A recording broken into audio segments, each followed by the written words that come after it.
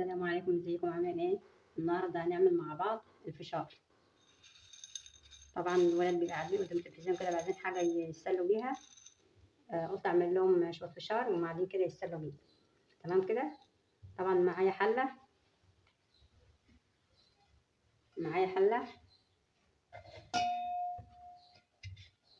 احط فيها شويه زيت.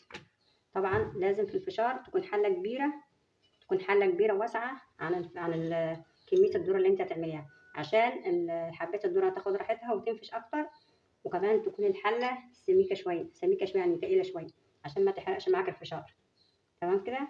يعني لازم الحله تكون كبيره عشان الفشاره تاخد راحتها وتنفش اكتر، ما تبقاش متكربس كله فوق بعض. معايا شويه زيت كده. تمام. واحط الذره واقلبهم في بعض كده، احطهم على النار. حطيته على النار على نار هاديه، بغلف حبايه الذره اللي الزيت فيها كده. تمام كده. كله على الباب وغطي.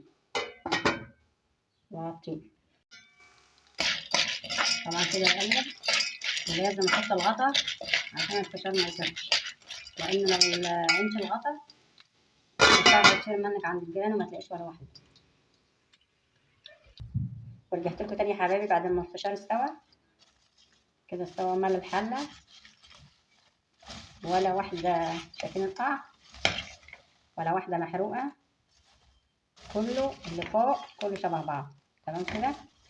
طبعا لازم تغطي الحله عشان ما يطيرش كله ويبهدل الدنيا، وتلاقيه طار عند الجيران زي ما قلت لك، وما تلاقيش محدش الجيران مش هيديلك ولا واحده تاني، هيصدق يتسلى بيه. نلاقوا بقى كده هاتش والذره واعمليهم وخلي الاولاد يتسلوا ويتسلوا وانتوا قاعدين قدام التلفزيون كده، وطرقعوا الفشار وانتوا قاعدين.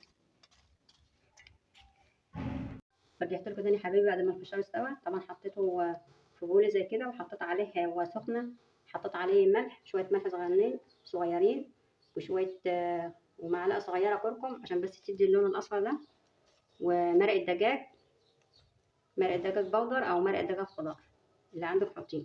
تمام كده. وسخن كده عشان كله يشرب من بعض. لو عجبك بقى الفيديو ما تنساش اللايك والاشتراك.